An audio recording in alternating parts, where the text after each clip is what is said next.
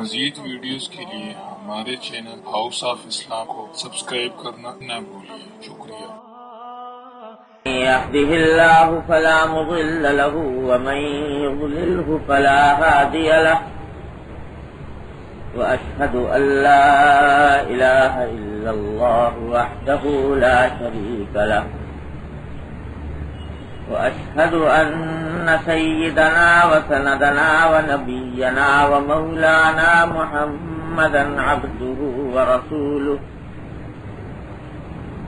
صلى الله تعالى عليه وعلى آله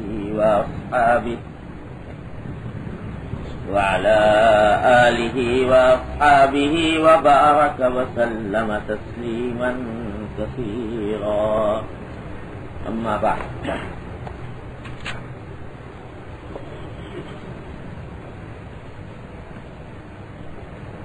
وعن أبي عمارة البراء بن عازب رضي الله تعالى عنهما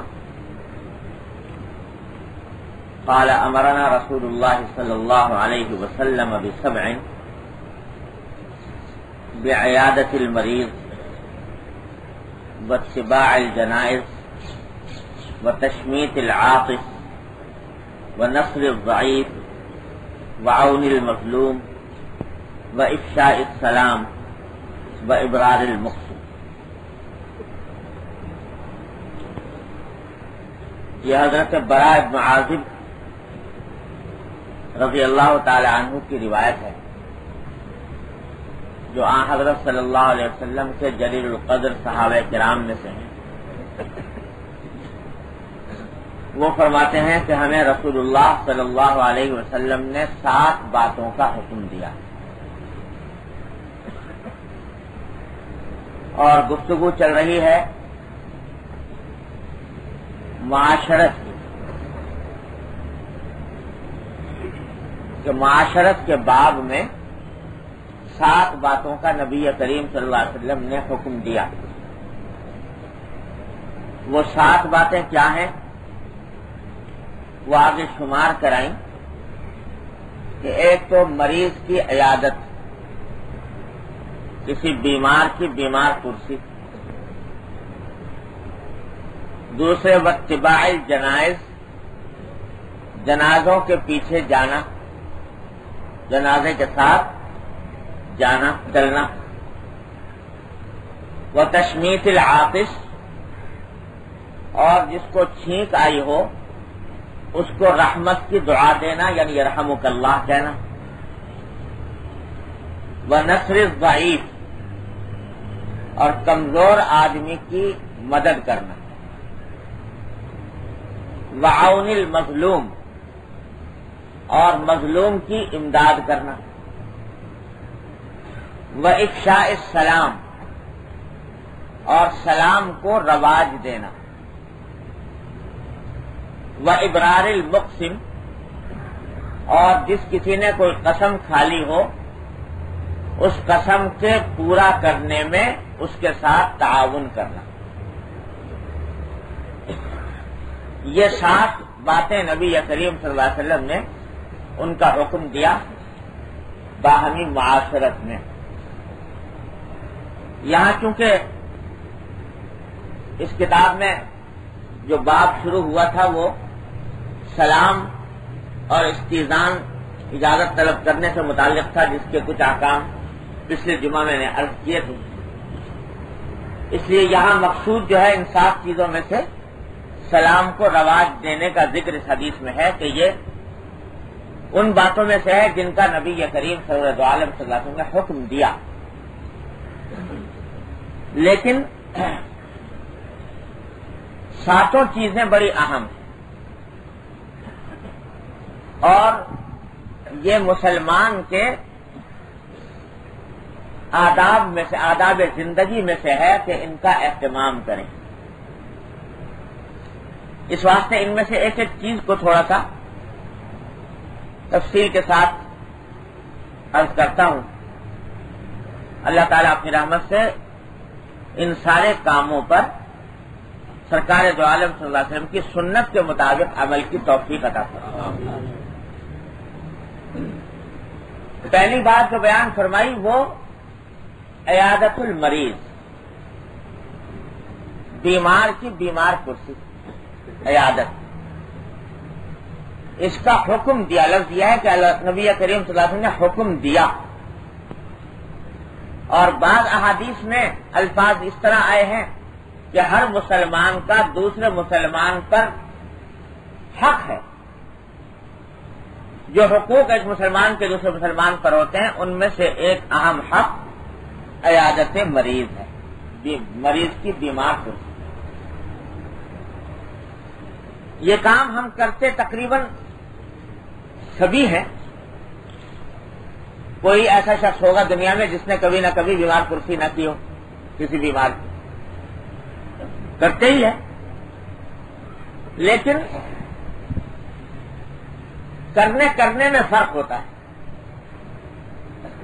ایک بیمار کرسی کرنا یہ ہے کہ رسم پوری ہو رہی ہے، اور دل میں یہ خیال ہے کہ اگر عیادت مریض یا بیمار کرسی کرنے کے لیے نہ گئے تو لوگوں کو شکایت ہوگی، شکوہ ہوگا، تو دل نہیں چاہ رہا، طبیعت میں خلوص نہیں ہے، اور بیمار کرسی کے لیے جا رہے ہیں رسم پوری کرنے کی خاطر۔ ایک تو عیادت یہ ہے، لیکن وہ عیادت جس کا ذکر نبی کریم صلی اللہ علیہ وسلم فرما رہے ہیں، یہ وہ عیادت ہے جس کا مقصود سوائے اللہ جل جلالہ کے راضی کرنے کے اور کچھ نہ، اخلاص کے ساتھ اجر و ثواب حاصل کرنے کی نیت سے آدمی جائے، تو یہ ہے وہ عیادت جس کا حضور صلی اللہ علیہ وسلم نے حکم دیا اور جس کی فضیلتیں بیان فرمائی۔ اس کو امتحان کرنے کے لیے یوں سمجھ لیجئے کہ اگر کسی ایسے شخص کے پاس عیادت کرنے جا رہے ہیں جس کے بارے میں خیال یہ ہے کہ اگر ہم بیمار ہوں گے تو یہ بھی آئے گا عیادت کرنے، اور اگر ہماری عیادت کرنے کے لیے یہ نہیں آیا تو ہمیں بھی کیا جانے کی ضرورت ہے، ہم کیوں جائیں عیادت کے لیے؟ تو اس کے معنی یہ ہے کہ یہ عیادت بدلے کے لیے ہو رہی ہے، رسم پوری کرنے کے لیے ہو رہی ہے، لیکن اگر رسم پوری کرنا مقصود نہ ہو، اللہ جل جلالہ کی رضا مقصود ہو، تو اس صورت میں آدمی یہ نہیں دیکھتا کہ آیا یہ میں جب بیمار ہوا تھا یہ آیا تھا کہ نہیں آیا تھا، نہیں آیا تھا تب بھی میں تو جا رہا ہوں اس واسطے کہ حضور نبی کریم سرور عالم صلی اللہ علیہ وسلم نے حکم دیا ہے۔ تو یہ معلوم ہوا کہ یہ خالصتاً یہ عیادت اللہ کے لیے ہے، اللہ کے رسول صلی اللہ علیہ وسلم کی سنت پوری ادا کرنے کے لیے ہے۔ یہ جو آج کل ہمارے ہم نے یہ شیطان بڑی خراب چیز ہے، اللہ بچائے، اس نے اچھی خاصی عبادتوں کو ہماری ملیا میٹ کر رکھا ہے۔ اچھا خاصے کام ہے، اگر صحیح نیت سے کریں، صحیح ارادے سے کریں تو اس پر بڑا اجر ملے، بڑا ثواب ملے، آخرت کا ذخیرہ ہو، لیکن شیطان نہیں چاہتا کہ ہمارے لیے آخرت میں کوئی ذخیرہ تیار ہو، لہذا وہ اس قسم کی باتیں دل میں ڈالتا رہتا ہے۔ دیکھو، عزیزوں اور رشتہ داروں سے اور دوست احباب سے میل ملاقات اور ان کے ساتھ حسن سلوک، ان کو کبھی ہدیہ تحفہ دے دینا، یہ سب کام بڑے اجر و ثواب کے کام ہیں، اور سب دین ہے، سب اللہ تبارک و تعالیٰ کو محبوب ہے، پسند ہے، اور ان پر بڑے اجر و ثواب کے وعدے۔ لیکن شیطان کیا کرتا ہے؟ شیطان یہ کرتا ہے کہ بھائی دیکھو، جس نے میرے ساتھ جیسا سلوک کیا میں ویسا ہی کروں، اس کے ہاتھ سے تو کبھی ہدیہ آیا نہیں میرے گھر، تو میں کیوں ہدیہ دوں؟ میرے یہاں شادی ہوئی تھی، اس نے کچھ بھی نہیں دیا تھا، تو میں اس کی شادی میں جا کے کیوں دوں؟ اور اس نے شادی میں جو دیا تھا کیوں کہ دیا تھا؟ یار دل چاہ رہا ہے نہیں چاہ رہا ہے، لیکن دینا ضروری ہو گیا۔ تو یہ ساری باتیں جو ہدیہ جس کی بڑی فضیلت نبی کریم صلی اللہ علیہ وسلم نے بیان فرمائی تھی، شیطان نے اس کے اجر و ثواب کی جڑ کاٹ دی۔ اب جو کچھ ہو رہا ہے ہدیہ تحفہ وہ رسم ہو رہی، نیوتا ہو رہا ہے، تو یہ صلہ رحمی نہیں ہو رہی۔ صلہ رحمی وہ ہے جو اس بات کو دیکھے بغیر کی جائے کہ دوسرے نے میرے ساتھ کیا سلوک کیا۔ قربان جائیے نبی کریم صلی اللہ علیہ وسلم کی تعلیمات کے، فرمایا کہ لیس الواصل بالمکافئ، کہ صلہ رحمی کرنے والا وہ نہیں ہے جو بدلہ دے اور ہر وقت ناپ تول میں لگا رہے، اس نے میرے ساتھ کتنا کیا تھا میں اس کے ساتھ کتنا کروں، ناپ تول کر کے معاملہ کرتا رہے، وہ نہیں ہے صلہ رحمی کرنے والا۔ ولکن الواصل من وصلہ اذا قطعہ، او کما قال صلی اللہ علیہ وسلم، ولکن الواصل من وصل الرحم اذا قطعہ، او کما قال صلی اللہ علیہ وسلم، کہ صلہ رحمی کرنے والا در حقیقت وہ ہے کہ دوسرا قطع رحم کر رہا ہے اور یہ اس کے باوجود اس کے ساتھ صلہ رحمی کر رہا ہے۔ دوسرا کبھی اس کے لیے کوئی ہدیہ تحفہ لے کے نہیں آتا، لیکن یہ لے کے جا رہا ہے۔ کیوں لے کے جا رہا ہے؟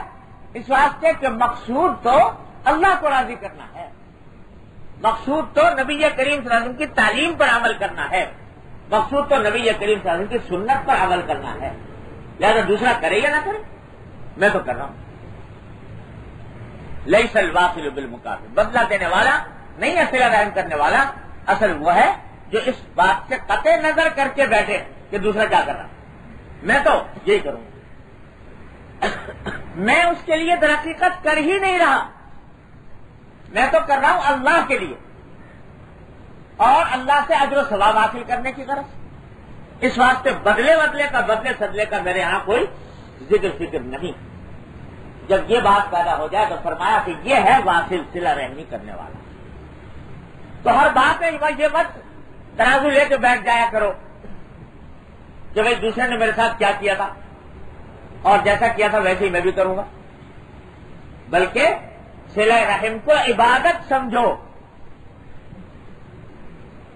جب نماز پڑھتے ہو تو کیا یہ خیال آتا ہے کہ میرا دوست جو ہے یا میرا عزیز وہ تو نماز پڑھتا نہیں لہٰذا میں بھی نہ پڑھوں، یا جیسی وہ پڑھتا ہے ویسی میں بھی پڑھوں؟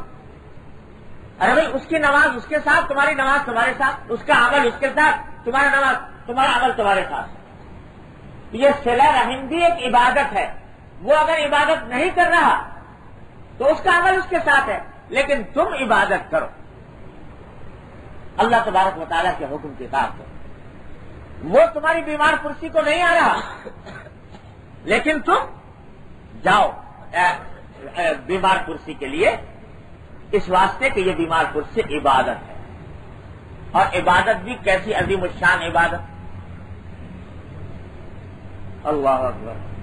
نبی کریم صلی اللہ علیہ وسلم نے حدیث میں فرمایا کہ جتنی دیر مسلمان کسی دوسرے مسلمان کی عیادت کے لیے جاتا ہے مسلسل جنت کے باغ میں رہتا ہے، جب تک عیادت کرتا رہے گا جنت کے باغ میں رہتا۔ الفاظ معمولی بات۔ اور ایک اور حدیث میں نبی کریم صلی اللہ علیہ وسلم نے ارشاد فرمایا کہ جب کوئی مسلمان بندہ اپنے کسی دوسرے مسلمان بھائی کی یا بہن کی عیادت کے لیے جاتا ہے تو اگر صبح کو گیا ہے تو صبح سے لے کر شام تک 70,000 فرشتے اس کے حق میں رحمت کی دعا کرتے ہیں۔ صبح کو گیا ہے تو شام تک 70,000 فرشتے اس کے لیے رحمت کی دعا کرتے رہتے ہیں کہ دیکھو یہ اللہ کا بندہ ایک مسلمان بھائی کی عیادت کے لیے گیا، اور شام کو گیا ہے تو 70,000 فرشتے صبح تک اس کے لیے رحمت کی دعائیں کرتے رہتے ہیں، اور اللہ تبارک و تعالیٰ اس کے لیے جنت میں ایک باغ الاٹ کر دیتے ہیں ایسے شخص کے۔ یہ حدیث میں فرمایا نبی نے۔ معمولی بات، 5 منٹ کا کام ہے، فرض کرو اگر کوئی قریب میں پڑوسی ہے اور تم عیادت کے لیے چلے گئے، ارے پھر بھی دیکھو گے کہ وہ آیا تھا کہ نہیں آیا تھا۔ ارے اگر اس نے یہ ثواب نہیں کمایا، اس نے 70,000 فرشتوں کی دعائیں نہیں لی، اس نے جنت کا باغ نہیں خریدا، تم کہو کہ میں بھی نہیں خریدتا اور میں بھی نہیں مجھے بھی رحمت کی دعاؤں کی ضرورت نہیں ہے، اس واقعے کو اسے نہیں پوچھتا. اتنا سستا اللہ تبارک و تعالیٰ نے اجر و ثواب بنایا ہے. یہ تو لوٹ کا معاملہ ہے. اللہ تبارک و تعالیٰ کی طرف سے رحمت بہانے ڈھونڈتی ہے. ان بہانوں میں سے بہانہ یہ تھی کہ جاؤ چاہے وہ آئے یا نہ آئے. بلکہ اگر فرض کرو ایسا بھی ہو جس سے دل میں کراہیت ہے، انقباض ہے، دل کھلا ہوا نہیں ہے اور طبیعت کو مناسبت نہیں، پھر بھی اگر عیادت کے لیے جاؤ گے اس نقطۂ نظر سے تو شاید دوہرا ثواب ملے. ایک عیادت کا یہ اتنا عظیم الشان ثواب، دوسرا اس بات کا کہ ایک مسلمان کے طرف سے جس کی طرف سے دل میں مناسبت بھی نہیں تھی، انقباض تھا، لیکن اس انقباض کو ہوتے ہوئے اس کے ساتھ ہمدردی کر رہا، اس کا جو ثواب. تو یہ معمولی بات نہیں ہے. عیادت مریض اس کو خدا کے لیے رسم بنا کر اس کا ثواب ضائع نہ کرو. اس کو صرف اس لیے انجام دو کہ محمد رسول اللہ صلی اللہ علیہ وسلم کا ارشاد ہے، آپ کی سنت ہے اور اللہ تبارک و تعالیٰ اس سے راضی ہوتے ہیں، اس کا اجر پر اجر عطا فرماتے ہیں. لیکن ساتھ ہی یہ بات بھی عرض کر دوں کہ عیادت کے بھی کچھ آداب بتائے ہیں سرکار دو عالم صلی اللہ علیہ وسلم. کوئی چیز چھوڑ کر نہیں گئے نبی کریم صلی اللہ علیہ وسلم جس کی تفصیل زندگی کے ایک ایک شعبے کی بیان نہ کرتے. کیا کیا آداب بتا گئے، بھول گئے ہم لوگ آج ان باتوں کو اور ان کو اپنی زندگی سے خارج کر دیا. اس بات سے زندگی عذاب بنی ہوئی ہے. اگر ان تعلیمات پر عمل پیرا ہو جائیں زندگی جنت بن جائے، جنت بن جائے، جنت. کیا فرمایا کہ جب عیادت کو جاؤ کسی کی تو کیا کرو، من عاد منکم فلیخفف. جب عیادت کو جاؤ تو ہلکے پھلکے جاؤ، ہلکے پھلکے رہو. کیا مانا کہ اس طرح نہ جاؤ کہ جاتے رہو ہمدردی میں اور پہنچا دی تکلیف تم نے. ارے بھائی وقت دیکھ کے جاؤ کہ یہ وقت آیا، اس کے اس وقت میں جانے سے اس کو تکلیف تو نہیں ہوگی، اس کے آرام کا وقت تو نہیں ہے، وہ اپنے گھر والوں کے ساتھ اس وقت میں تو نہیں ہوتا کہ اس کو پردہ کرانے میں ان چیزوں میں تکلیف ہو. وقت دیکھ بھال کر جاؤ اور جاؤ تو تھوڑا بیٹھو، زیادہ دیر مت بیٹھو جس سے اس کو گرانی ہونے لگے. انسانی فطرت سے نبی کریم صلی اللہ علیہ وسلم زیادہ کون واقف ہو سکتا ہے. بیمار کی تبھی خواہش یہ ہوتی ہے کہ وہ ذرا بے تکلف رہے، اور جو کوئی مہمان آ جاتا ہے تو دل میں ذرا تکلف پیدا ہو جاتا ہے، پاؤں پھیلا کے لیٹنا چاہتا ہے نہیں لیٹ سکتا، اپنے گھر والوں سے کوئی بات کرنا چاہتا ہے نہیں کر سکتا، اس واسطے کہ باہر سے آدمی آ گیا. تم تو گئے ثواب کمانے عیادت مریض کے لیے اور اس کے لیے ہو گئی مشکل. تو حضور اقدس صلی اللہ علیہ وسلم نے فرمایا کہ ایسا طریقہ اختیار مت کرو جس سے اس کے اوپر گرانی ہو، ہلکے پھلکے. کیا مانا، جاؤ مختصر حال پوچھو، جو مصنون طریقہ ہے بتاؤں گا آگے، تو وہ اختیار کرو اور پھر اپنا جلدی سے رخصت ہو جائے تاکہ اس کے اوپر گرانی نہ ہو. یہ نہیں کہ جا کے جم کے بیٹھ گئے، بیٹھے عیادت کرنے کے لیے اور جم کے بیٹھے ہوئے. اب وہ بیچارہ نہ اپنے کوئی بے تکلف کام انجام دے سکتا ہے، نہ گھر والوں کو بلا سکتا ہے، نہ کچھ کر سکتا ہے، آپ ہمدردی میں بیٹھے ہوئے گھنٹوں. تو یہ سنت کے خلاف ہے. اس سے بجائے اس کے سوال حاصل ہو، اس کو تکلیف پہنچی لہذا الٹا گناہ ہونے کا اندیشہ. حضرت عبداللہ ابن مبارک رحمۃ اللہ علیہ پہلے بھی کئی مرتبہ ان کے واقعات سنائے آپ حضرات کو. محدثین میں سے ہیں، فقہا میں سے ہیں، صوفیہ میں سے ہیں، اللہ نے سبھی کمالات عطا فرمائے۔ ایک مرتبہ بیمار تھے تو لیٹے ہوئے تھے بستر میں بیچارے، تو اب ماشاءاللہ بیمار تھے لیکن اللہ نے مقام ایسا بخشا تھا کہ ساری دنیا رجوع کرتی تھی ان کی طرف، محبت کرنے والے بہت، تو عیادت کرنے والوں کا تانتا بنا ہوا تھا۔ ان میں سے ایک صاحب ایسے ہوئے کہ آئے عیادت کرنے کے لیے اپنے شیخ کی، بزرگ کی عیادت کرنے کے لیے، اور ہمارے عقیدت کے وہاں سے ٹلنے کا نام ہی نہیں لیتے، بیٹھ گئے جم کے اور چلنے کا نام ہی۔ اب اور سب اس کے عیادت کر کے چلے گئے لیکن یہ حضرت بیٹھے۔ اب جناب حضرت عبداللہ بن مبارک رحمۃ اللہ علیہ بیچارے چاہتے ہیں کہ میں کس طرح کچھ سکون ملے، کچھ گھر والوں کو بلاؤں، کچھ آدمی بیمار کی خواہش ہوتی ہے کہ گھر والوں سے بے تکلفی عالم میں رہے، وہ نہیں کر سکتے، بیٹھے۔ خیر دو چار باتیں کی ادھر ادھر کی ان سے، وہ پھر بھی نہ گئے۔ آخر میں جا کے دیکھا عبداللہ مبارک نے کہ یہ اللہ کا بندہ سمجھتا ہی نہیں کسی طرح بھی، جانے کا نام نہیں لیتا، تو انہوں نے ایک جملہ کہا کہ بھئی اب تو سمجھ لے گا، کہا کہ بھئی یہ بیماری تو اپنی جگہ پہ تھی، ان عیادت کرنے والوں نے الگ پریشان کر رکھا ہے کہ وقت دیکھتے ہیں نہ کچھ دیکھتے ہیں اور لوگ آ جاتے ہیں عیادت کرنے کے لیے، انہوں نے الگ پریشان کر رکھا۔ تو جواب میں حضرت فرماتے ہیں کہ واقعی حضرت آپ کو بڑی تکلیف ہو رہی ہوگی، اگر اجازت دیں تو دروازہ بند کر دوں کہ اب آئندہ کوئی عیادت کرنے کے لیے نہ آئے۔ تو اللہ کا بندہ پھر بھی نہیں سمجھا، تو حضرت نے پھر فرمایا عبداللہ بن مبارک کہ ہاں بھائی دروازہ بند تو کر دو لیکن باہر سے جا کے بند کر دو، اندر سے نہیں۔ تو بعض لوگ ایسے ہوتے ہیں کہ اس بات کا دھیان ہی نہیں ہوتا، اپنی طرف سے یہ سمجھ رہے ہیں کہ ہم برکت حاصل کر رہے ہیں شیخ، اور اس کی وجہ سے بیٹھے اس کو تکلیف پہنچا رہے ہیں۔ تو عیادت جو ہے یہ نہیں ہے کہ اپنا شوق پورا ہو رہا ہے، برکت حاصل ہو رہی ہے، اور یہ معلوم نہیں کہ اس برکت میں کیا حرکت کر دی کہ شیخ کو تکلیف پہنچ گئی۔ تو محبت بھی عقل سے ہوتی ہے، عقیدت بھی عقل سے ہوتی ہے، یہ نہیں کہ محبت کے اندر نام تو ہے محبت کا، تکلیف پہنچائی جا رہی، ایسی محبت نہیں ہے، وہ دشمنی ہے، وہ نادان دوست کی محبت۔ تو عیادت میں اس بات کا لحاظ رکھنا ضروری ہے کہ جس شخص کے پاس گئے ہو عیادت کے لیے اس کو تکلیف نہ پہنچے۔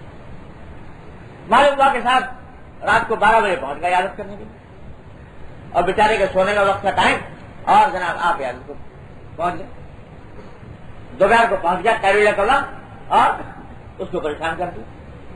سوچ سمجھ کے جاؤ، عقل سے کام لو، سمجھ سے کام لو کہ اس سے کوئی تکلیف نہ پہنچے، تب ہے عیادت، ورنہ تو یہ اپنا شوق پورا کرنا ہے، رسم پوری کرنی ہے۔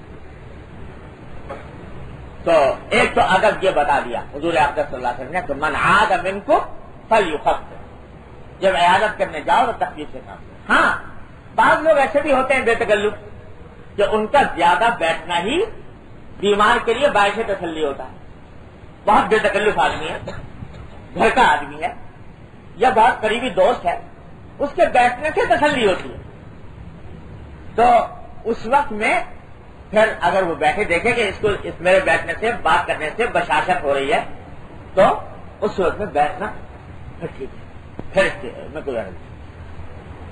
میرے والد فرماتے تھے اللہ تعالیٰ ان کے درجات بلند فرمائے کہ حضرت میرے والد ماجد رحمۃ اللہ کے استاد سے حضرت میاں تھا، حضرت مولانا سید اصغر حسین صاحب رحمۃ اللہ علیہ، بڑے عجیب غریب بزرگ ہیں، پیچھے کئی واقعات ان کے میں نے شاید سنائے ہوں گے آپ لوگ۔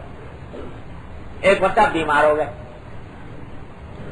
تو حضرت والد صاحب عیادت کے لیے تشریف لے گئے، بے تکلف بھی بہت تھی، والد صاحب سے محبت بھی بہت کرتے تھے، دونوں میں آپس میں تعلق بہت۔ تو والد صاحب گئے، جا کر تو مصنون طریقہ اس طریقے سے عیادت کی، سلام دعا خیرت معلوم کی، جو کچھ کرنا تھا وہ کیا، کے بعد 2-4 منٹ گزرے ہوں گے تو پھر کہا کہ اچھا حضرت میں اجازت دیتا ہوں. تو حضرت نے جواب میں فرمایا کہ بھائی یہ سارا من عاد منکم فلیخفف کا قاعدہ میرے لیے تھا کہ یہ عیادت جو کرو تو ہلکی پھلکی کرو، یہ سارا قاعدہ میرے اوپر آزما رہے ہو. تو وہ ایسے موقع کے لیے نہیں ہے جب سے بیٹھنے والے کے بیٹھنے سے مریض کو آرام ملے، تسلی ہو. تو اس واسطے اس کی جلدی جانے کی ضرورت نہیں.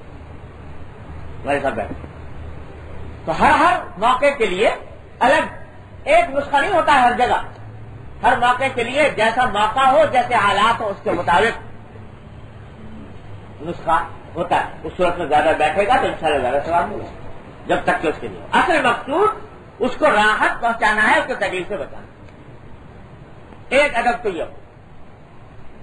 دوسرا ادب یہ ہے کہ جب آدمی کسی کی عیادت کے لیے جائے تو پہلے اس کا حال دریافت کرے.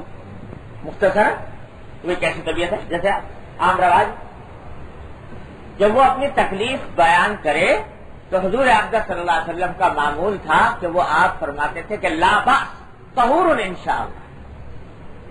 کیا کیا باتیں سکھا دی نبی کریم صلی اللہ علیہ وسلم کہ جب کسی کی عیادت کرو اور وہ اپنی تکلیف بیان کرے تو کیا کہو؟ لا باس طہور انشاءاللہ. کیا مانا کہ تکلیف تو بے شک آپ کو ہوئی، لیکن یہ تکلیف انشاءاللہ اس سے آپ کا کوئی نقصان اس لیے نہیں کہ یہ تکلیف آپ کے لیے گناہوں سے پاک ہونے کا ذریعہ ہوگی. انشاءاللہ گناہوں سے پاک ہونے کا ذریعہ. لا باس طہور انشاءاللہ.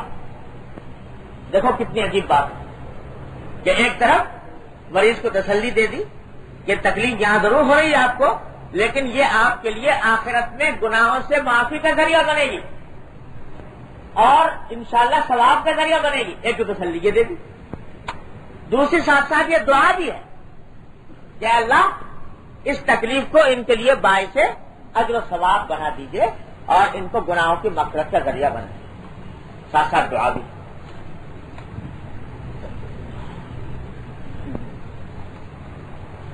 یہ حدیث تو آپ کو معلوم ہی ہوگی کہ حضور صلی اللہ علیہ وسلم نے فرمایا کہ جو بھی مسلمان کو کوئی تکلیف پہنچتی ہے، یہاں تک کہ پاؤں میں کانٹا بھی چبھے، تو اللہ تعالیٰ اس کے عوض کوئی نہ کوئی گناہ معاف فرماتے ہیں، کوئی نہ کوئی درجہ بلند کرتے ہیں.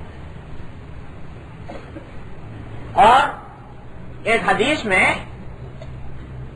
ہے کہ نبی کریم صلی اللہ علیہ وسلم نے فرمایا کہ الحمى من فیح جہنم، کہ بخار جو ہے یہ جہنم کی گرمی کا ایک حصہ ہے. جہنم کی گرمی کا ایک حصہ ہے بخار. تو اس حدیث کے بہت سے معنی بیان کیے ہیں علماء کرام. ایک معنی اس کے یہ بھی ہے جو بعض نے بیان کیے ہیں اور بعض احادیث سے اس کی تائید ہوتی ہے کہ معنی یہ ہے کہ یہ بخار کی گرمی انسان مسلمان کے لیے جہنم کی گرمی کا بدلہ ہو گئی ہے. یعنی گناہوں کی وجہ سے وہاں جو جہنم کی گرمی اٹھانی پڑتی، اس کے بدلے میں اللہ تعالیٰ نے یہاں یہ گرمی دے دی تاکہ جہنم کے اندر ان گناہوں کی گرمی برداشت نہ کرنی پڑے، جہنم کے آپ کی تپش برداشت کرنی نہ پڑے. اللہ تبارک و تعالیٰ کوئی بھی بیماری ہوتی ہے مسلمان کو تو وہ ضرور اس کے گناہوں کی معافی کا ذریعہ ہوتی ہے. سنت کا جملہ لا باس طہور انشاءاللہ. لا باس طہور انشاءاللہ. جب وہ تکلیف بیان کرے تو کہہ دے لا باس طہور انشاءاللہ. تو ایک طرف کیا ہو گیا؟ تسلی اس کو، اور ساتھ ساتھ دعا کہ یہ مغفرت کا ذریعہ بن جائے. یعنی پچھلا جو تکلیف ہوئی ہے وہ مغفرت کا ذریعہ بن جائے. اور آگے کے لیے سنت یہ بتائی کہ اگر موقع مناسب ہو اور اس سے مریض کو کوئی تکلیف نہ ہو تو پیشانی پہ ہاتھ رکھ کے اور دعا پڑھیں. دو دعائیں بڑی حضور اقدس صلی اللہ علیہ وسلم سے ثابت ہیں، سنت کی دعائیں ہیں اور مریض کی بیماری کے ازالے کے لیے بڑی مجرب اور اکسیر بھی. ایک تو ہاتھ رکھ کے یہ دعا پڑھ دے اللہم رب الناس اذہب الباس واشف انت الشافی لا شفاء الا شفاؤک شفاء لا یغادر سقما. جس کو یاد ہو وہ پڑھ دیا کرے، جس کو یاد نہ ہو یاد کر لے. بھئی یہاں جو ہم لوگ جمع ہوتے ہیں تو وہ سیکھنے کے لیے ہوتے ہیں، تو یہ ساری دعائیں لکھی ہوئی ہوتی ہیں مناجات مقبول میں، ادعیہ معصورہ میں، مسنون دعاؤں میں، سب جگہ. تو کوئی مشکل کام نہیں ہے کہ ایک دن ذرا سی دیر میں توجہ سے یاد ہو جائے گی. عادت بنا لے آدمی کہ جب کسی مریض کے پاس جائے تو اس کے پیشانی پہ ہاتھ رکھ کے یہ دعا پڑھ دے اللہم رب الناس اذہب الباس واشف انت الشافی لا شفاء الا شفاؤک شفاء لا یغادر سقما. ایک تو یہ دعا، اور دوسری ایک اور دعا نبی کریم صلی اللہ علیہ وسلم نے بتائی ہے، وہ ذرا آسان ہے اور مختصر ہے، یاد کرنا بھی آسان ہے، اور اس کا فائدہ بھی بڑا عظیم بیان فرمایا حضور صلی اللہ علیہ وسلم. ابو داؤد کی حدیث ہے کہ اس میں نبی کریم صلی اللہ علیہ وسلم نے فرمایا کہ جب کوئی عیادت کرنے والا جا کر اپنے مسلمان بھائی کی عیادت کرتے ہوئے یہ الفاظ کہتا ہے، یہ دعا پڑھتا ہے اسأل اللہ العظیم رب العرش العظیم ان یشفیک. یہ آسان بھی ہے، مختصر بھی ہے، اس کو یاد رکھنے میں کوئی دشواری بھی نہیں. اسأل اللہ العظیم رب العرش العظیم ان یشفیک. اسأل اللہ العظیم رب العرش العظیم ان یشفیک. معنی اس کے یہ ہے کہ میں عظمت والے اللہ اور عظیم عرش کے مالک سے دعا کرتا ہوں کہ وہ تجھ کو شفا عطا فرمائے. اسأل اللہ العظیم رب العرش العظیم ان یشفیک. یہ دعا تو ابو داؤد کی حدیث میں ہے کہ نبی کریم صلی اللہ علیہ وسلم نے ارشاد فرمایا کہ جو بندہ مسلمان دوسرے مسلمان کے لیے یہ دعا کرے عیادت کے وقت، تو اگر بیمار کی موت کا مقدر وقت آ ہی نہیں گیا تو اس دعا کی برکت سے اللہ تعالیٰ اس کو صحت عطا فرمائے. یہ حضور اکرم صلی اللہ علیہ وسلم کا ارشاد ہے. کسی کا وقت ہی پورا ہو گیا، موت کا وقت آ گیا، اس کو تو کوئی ٹلا نہیں سکتا، لیکن اگر وقت نہیں آیا تو اللہ تبارک و تعالیٰ اس دعا کی برکت سے اس کو شفا عطا فرما دے انشاءاللہ. انشاءاللہ اس کو شفا بھی ہوگی. اور یہ دعائیں پڑھنے میں 3 جہتوں سے ثواب ہے. ایک تو یہ کہ عیادت مریض کے دوران آپ نے سنت پر عمل کیا، رسول اللہ صلی اللہ علیہ وسلم جس طرح عیادت کیا کرتے تھے اس طرح عیادت کی، وہ الفاظ کہے جو رسول اللہ صلی اللہ علیہ وسلم نے ارشاد فرمائے، سنت پر عمل کا سبب. دوسرے مسلمان کی ہمدردی کا ثواب، کسی مسلمان کے ساتھ ہمدردی کرو اس کو ثواب ملتا ہے. تیسرے دعا کرنے کا ثواب، دعا کرنا چاہے کسی مقصد کے لیے ہو وہ باعث اجر ہوتا ہے. تو یہ 3 ثواب جمع ہیں اس چھوٹے سے عمل کرتے. ہم سب ہیں کہ نہیں عیادت، بیمار کرسی سب جگہ کے لیے جاتے ہی ہیں، کبھی نہ کبھی جاتے ہی ہیں، لیکن بھائی ذرا سا زاویہ نگاہ بدل لو، نیت اتباع سنت کی کر لو، اور اللہ تعالیٰ کو راضی کرنے کی کر لو، اور یہ عمل کر لو جو بتائے گئے. مختصر وقت کے لیے عیادت کرو اور حضور اقدس صلی اللہ علیہ وسلم کی بتائی ہوئی دعائیں پڑھ لو، تو انشاءاللہ یہ عمل عظیم عظیم عظیم عبادت میں شامل ہے. اللہ تبارک و تعالیٰ ہم سب کو اس پر عمل کرنے کی توفیق عطا فرمائے. دیکھو ہمارے حضرت فرمایا کرتے ہیں، حضرت ڈاکٹر صاحب صلی اللہ علیہ وسلم، اللہ تعالیٰ ان کے درجات بلند فرمائے، بڑے کام کی بات ہے، نقش دل پر کرنے کی بات کہ میاں دین جو ہے وہ صرف زاویہ نگاہ کی تبدیلی کا نام. زاویہ نگاہ ذرا سا بدل لو تو یہی دنیا دین ہے. یہی کام جو اب کر رہے ہو وہی عبادت بن جاتے ہیں، وہی کام اللہ تبارک و تعالیٰ کی رضا کے کام بن جاتے ہیں۔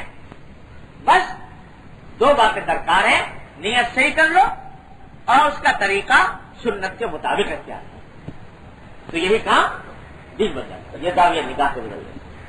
اور دیکھو بزرگوں کے پاس جا کر یہی چیز حاصل ہوتی ہے، بزرگوں کے پاس جا کر یہی چیز حاصل ہوتی ہے کہ وہ انسان کا زاویہ نگاہ بدل دیتے، سوچ کا انداز بدل دیتے، اور اس کے نتیجے میں افعال اور اعمال کا رخ صحیح ہو جاتا ہے، سیدھا ہو جاتا ہے۔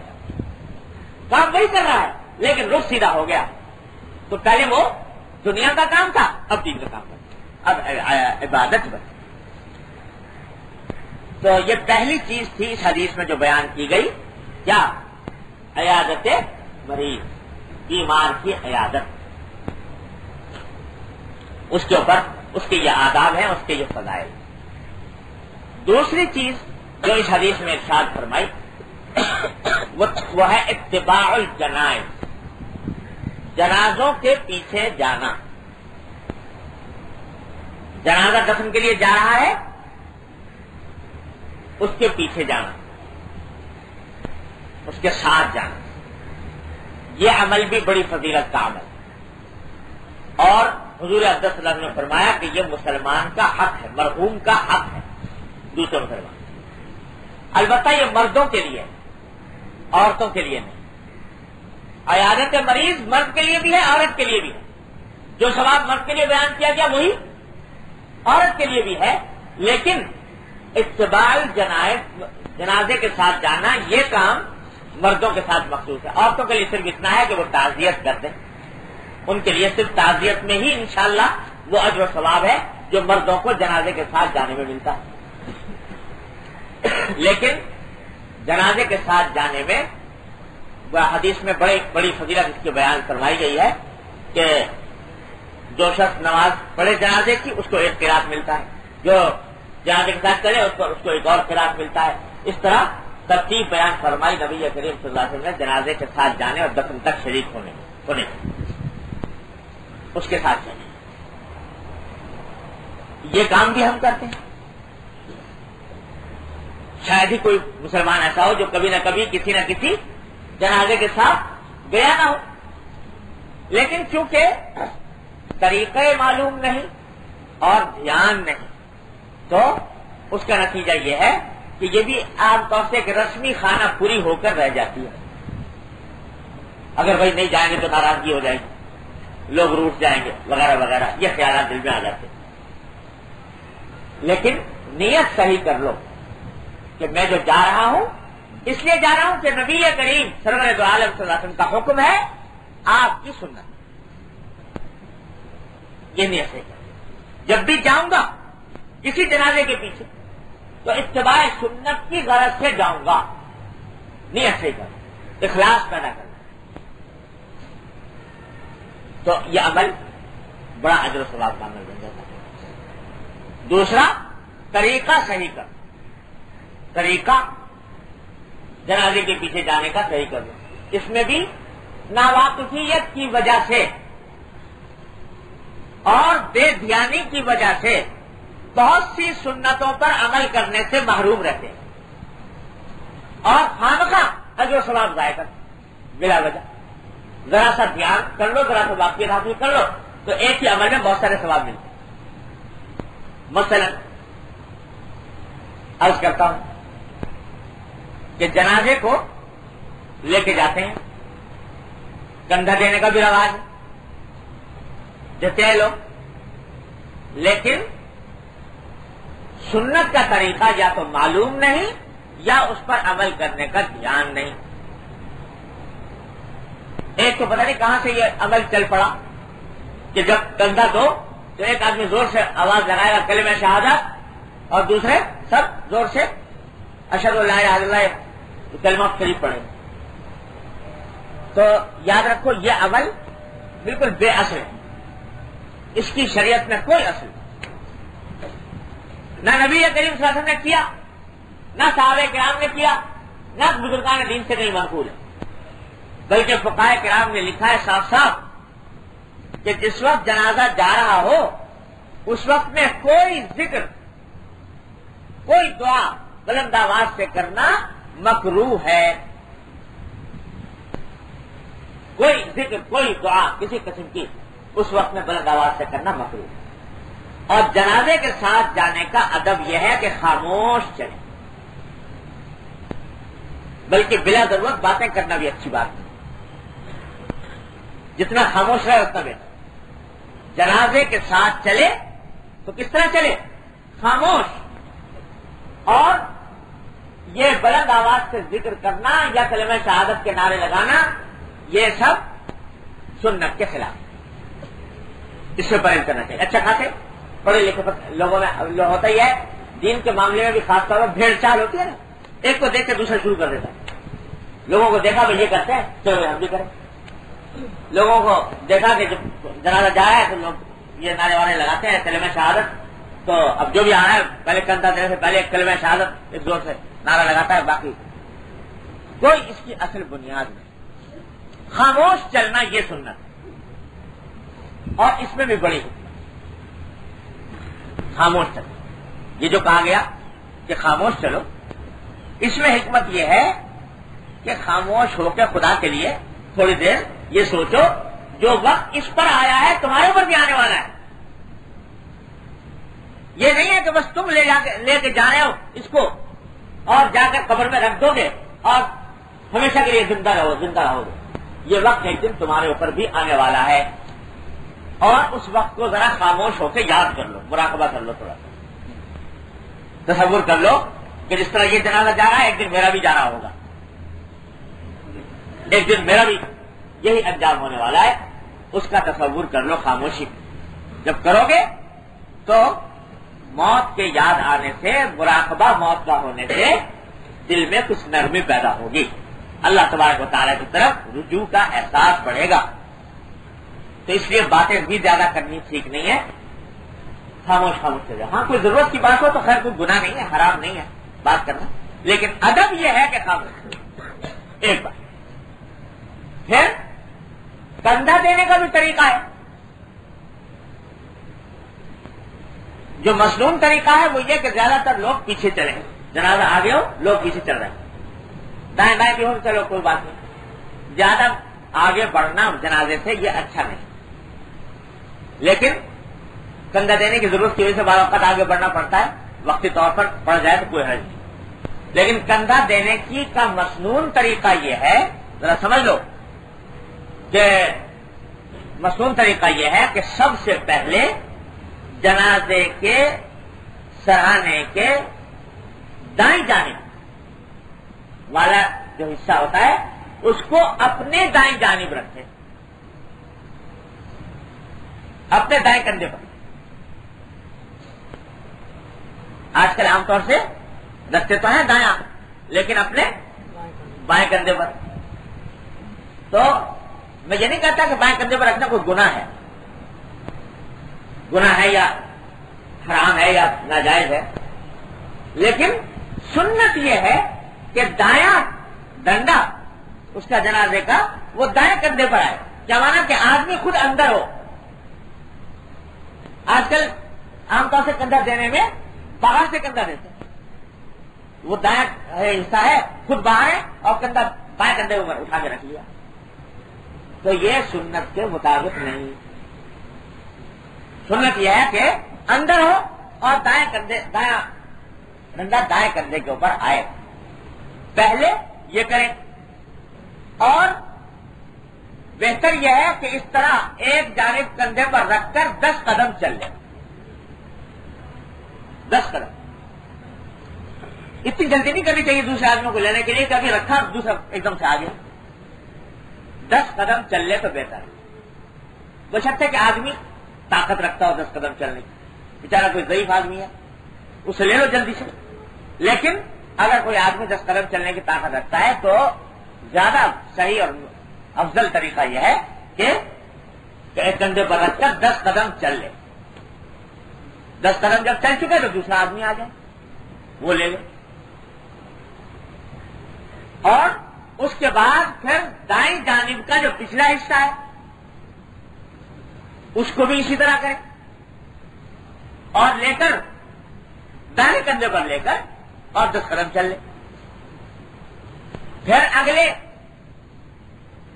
اگلا جو پایا ہے اس کا بایاں پایا، سرانے کا بایاں پایا وہ جائے اور وہ اپنے بائیں کندھے پر رکھے، یعنی پھر دوبارہ اندر ہی ہوگا، سرانے سے باہر نہیں، بائیں کندھے پر رکھے اور پھر 10 قدم چل لے. اور پھر جو پچھلا پایا ہے بایاں وہ بائیں کندھے پر رکھے اور پھر 10 قدم چل لے، کل 40 قدم ہو. تو افضل یہ ہے کہ ہر آدمی جو کندھا دینے والا ہے وہ 40 قدم کندھا دے، چاروں پائے. تو یہ عمل، یہ طریقہ زیادہ اقرب الی السنہ ہے، افضل ہے، اولا ہے. اس کے خلاف اگر کرو گے تو میں یہ تو نہیں کہتا کہ ناجائز ہو گیا، گناہ ہو گیا، حرام ہو گیا، لیکن فضول سنت کا ثواب کیوں ضائع کیا بھائی؟ خلاف اولا، خلاف افضل کام کر کے سنت کا جو ثواب کیوں کھویا؟ اس لیے یہ طریقہ اختیار کرنے کا اہتمام کرو. اب ہو کیا ہے کہ دھکا پیل، اور دھکا پیل کے اندر نہ سنت کا لحاظ ہے، نہ آداب کا لحاظ ہے، نہ جنازے کی حرمت کا لحاظ ہے، کسی بات کا لحاظ نہیں. اب جائے تو خواہ مخواہ اجر و ثواب ضائع ہو رہا ہے. ذرا سا آدمی دھیان کر لے کہ اس طرح کریں گے بھائی، دوسرے کو بھی موقع دیں گے کہ 10 قدم چل جائے اور پھر جا کے کریں گے، اطمینان سے، کوئی بھاگ دوڑ کرنے کی ضرورت نہیں. یہ ہے مسئلہ. اب دیکھو نا، ناواقفیت کی وجہ سے ہم کتنے ثواب ضائع کرتے رہتے ہیں. ہے چھوٹی سی بات، لیکن ذرا سا دھیان کر لینے سے اجر و ثواب بڑھ جاتا ہے. کیوں چھوڑا اس طریقے کو، مصون طریقے کو؟ اس کو اختیار کرنے کی کوشش کرو. پھر حدیث میں فرمایا نبی کریم صلی اللہ علیہ وسلم نے کہ جب جنازہ لے کے جا رہے ہو تو تیز چلو، آہستہ نہیں، تیز چلو. اور وجہ بھی بتا دی. کیا خوبصورت جملہ ارشاد فرمایا نبی کریم صلی اللہ علیہ وسلم نے کہ اگر وہ جنت والا ہے جس کو لے کے جا رہے ہو تو اس کو جنت پہنچانے میں کیوں دیر کرتے ہو بھائی؟ جلدی پہنچا دو. اور اگر وہ دوزخ والا ہے معاذ اللہ تو دوزخ والے کو جلدی سے جلدی پہنچانا چاہیے، اپنے سے الگ کرنا چاہیے. اس لیے ہر حال میں جلدی کرو، لیکن اتنا جلدی نہ ہو کہ جس سے جنازہ حرکت کرنے لگے، ہلنے لگے. تو متوسط طریقے سے جلدی کر کے اس کو پہنچا دیں. یہ آداب اگر لحاظ رکھ لیے جائیں تو اللہ تبارک و تعالیٰ کی رحمت سے امید ہے کہ اس میں ہر عمل پر اتباع سنت کا اجر و ثواب حاصل ہوگا انشاءاللہ. پھر یہ بھی سنت ہے کہ جب تک جنازہ رکھ نہ دیا جائے کندھوں سے اس وقت تک آدمی بیٹھے نہیں. کوئی معذور ضعیف ہے، عذر کسی کو، وہ الگ بات، لیکن عام حکم یہی ہے کہ جب تک جنازہ کندھوں سے رکھ نہ دیا جائے اس وقت تک بیٹھے نہیں. بیٹھے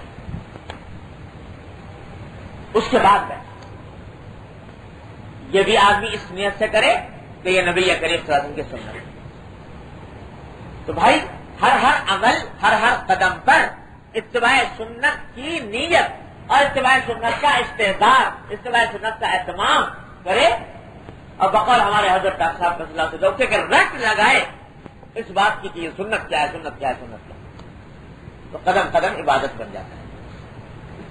اور آگے پھر نماز جنازہ اور تدفین وغیرہ کے جو مسائل ہیں اس میں بھی بڑی غفلت پائی جاتی ہے، بڑی گڑبڑ ہوتی ہے. خدا یعنی کیا کچھ لوگوں نے بنا رکھی باتیں اور نقصان ہوتا ہے اس سے. تو ساری بلا ہے ناواقفی. دھیان نہیں کہ صحیح طریقہ معلوم کریں، کیسے کریں. ہمارے حضرت ڈاکٹر صاحب صلی اللہ علیہ وسلم نے اسی واسطے کتاب لکھ دی احکام میت کے نام سے. اس میں سارے شروع سے لے کر بیماری کے وقت سے لے کر وفات تک کے سارے احکام تدفین تک کے بڑے تفصیل سے درج ہیں. وہ ہر مسلمان کو اپنے گھر میں رکھنی چاہیے، پڑھنی چاہیے. خواتین کو بھی پڑھنی چاہیے کیونکہ ان کے معاملات میں بکثر اس معاملے میں گڑبڑ ہوتی رہتی ہے. اور کچھ نہیں، کم سے کم بیت کے زیور میں مسائل لکھے ہوئے ہیں وہ پڑھ لیں، تاکہ جہالت اور ناواقفیت کی وجہ سے جو غلطیاں ہوتی ہیں کم از کم ان سے چھٹکارا ہو جائے. اللہ تبارک و تعالیٰ اپنی رحمت سے اپنے فضل و کرم سے یہ تمام کام سرکار دو عالم صلی اللہ علیہ وسلم کی سنت کے مطابق عمل کرنے کی توفیق عطا فرمائے. واخر دعوانا الحمدللہ رب العالمین. اللهم صل على سيدنا مولانا محمد وعلى ال محمد كما صليت على ابراهيم وعلى ال ابراهيم انك حميد مجيد. یا اللہ اپنی رحمت اور فضل و کرم سے ہمارے تمام گناہوں کو معاف کر. یا اللہ اپنی رحمت سے اپنے فضل و کرم سے ہمارے تمام گناہوں کو معاف کر. یا اللہ ہمارے اعمال و اخلاق کی اصلاح فرما. رشید راستے بچنے کی توفیق عطا فرما. یا اللہ ہر طرح کے شر سے، فتنے سے، معصیتوں سے، گناہوں سے ہمارے گھر والے متعلقین احباب سب کی حفاظت فرما. یا اللہ ہمیں دین کی صحیح فہم عطا فرما، دین کا صحیح علم عطا فرما، اس پر عمل کی توفیق عطا فرما، اس پر استقامت عطا فرما. یا اللہ تمام حاضرین اور حاضرات کو ان کے تمام جائز مقاصد میں کامیابی عطا فرما. یا اللہ سب کی پریشانیوں کو دور فرما. یا اللہ سب کی مشکلات کو آسان فرما. یا اللہ ہم میں ہمارے متعلقین میں جو لوگ بیمار ہیں انہیں شفا کامل و عاجل عطا فرما. یا اللہ جو لوگ ہمارے متعلقین میں، اعزاء میں، رشتہ داروں میں، دوست احباب میں بیمار ہیں، اپنی رحمت سے ان سب کو شفا کامل و عاجل عطا فرما. یا اللہ سب کی کو صحت عافیت کامل عاجلہ مستمرہ عطا فرما. یا اللہ سب کو ان کے مقاصد حسنہ میں کامیابی عطا فرما. یا اللہ جن لوگوں نے ہم سے دعا کے لیے کہا ہے اپنی رحمت سے ان سب کی دلی مرادوں کو پورا فرما. اللهم انا نسألك من خير ما سألك من عبدك ونبيك محمد صلى الله عليه وسلم ونعوذ بك من شر ما استعاذ من عبدك ونبيك محمد صلى الله عليه وسلم. ربنا تقبل منا انك انت السميع العليم وتب علينا انك انت التواب الرحيم وصلى الله تعالى على خير خلقه محمد وعلى اله.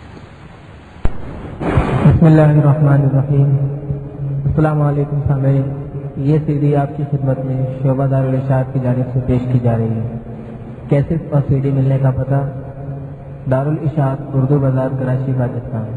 ای میل ishaq@digicom.net.pk.